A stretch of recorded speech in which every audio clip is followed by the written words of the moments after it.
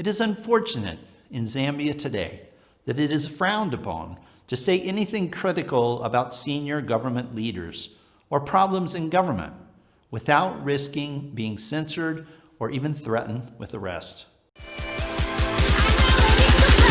I can learn how to love.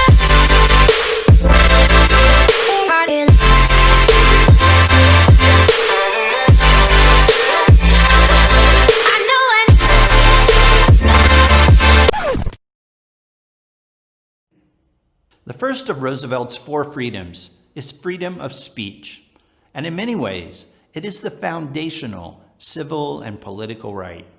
It's central to all freedoms: expression through the press, assembly, peaceful protest, belief. If you can't say what you believe, you aren't truly free. Today, freedom of speech is under threat around the world.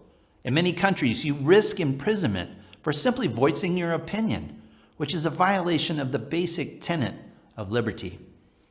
Now, freedom of speech is often difficult because at its core, it requires that people who decide to go into public life must tolerate criticism from all quarters. Whether you are a mayor, a police chief, a diplomat, or a national leader, democracy requires you to sign up for public criticism.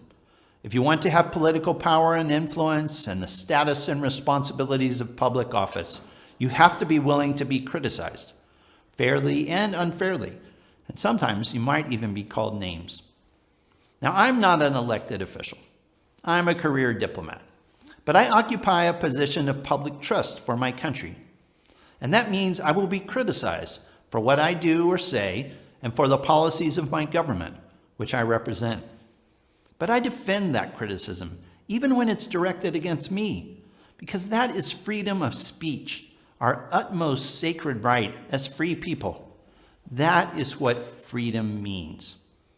In the United States today, our commitment to freedom of speech is on television screens around the world. As the whole world knows, we have some serious problems that need serious attention. Racist violence and instances of police brutality. The horrific killing of George Floyd has jolted America awake to the need to change our policies, protect our citizens, and address systemic problems of racism. That's where freedom of speech comes in. If we didn't have freedom of speech, we wouldn't continue to improve as individuals and as a nation. We wouldn't be allowed freedom of speech in debates, in the press, in social media, and in peaceful protest in our streets. Today, I am hopeful that out of the terrible tragedy of Mr. Floyd's death, some good may come, precisely because our citizens are exercising their freedom of speech to press for much needed change. Now, please allow me to share a couple reflections on freedom of speech in Zambia. Like the United States and other countries, Zambia is a signatory to the Universal Declaration of Human Rights and thus committed to free speech. It is unfortunate in Zambia today that it is frowned upon to say anything critical about senior government leaders or problems in government without risking being censored or even threatened with arrest. Some people say if you criticize the president, you are unpatriotic.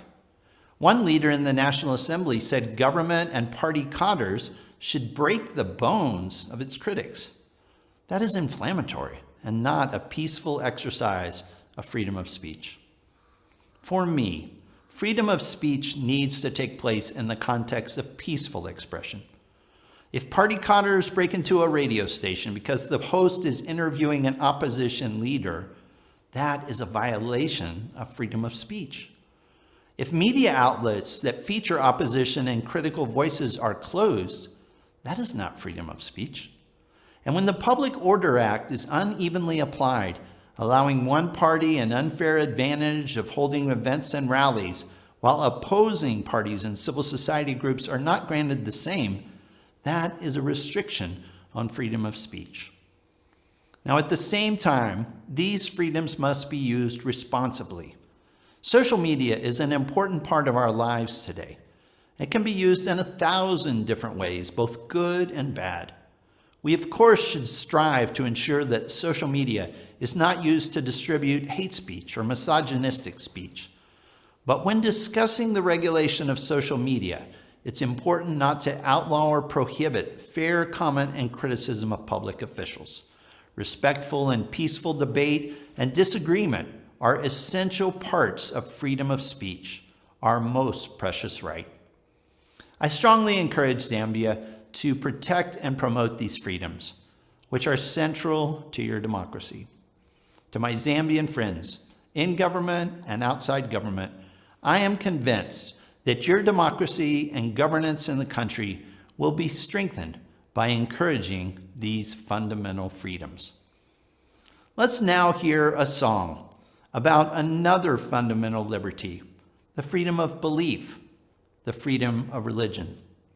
Here to sing Silence is the Zambian artist Pompi, followed by a short reading from Malota Damaseke.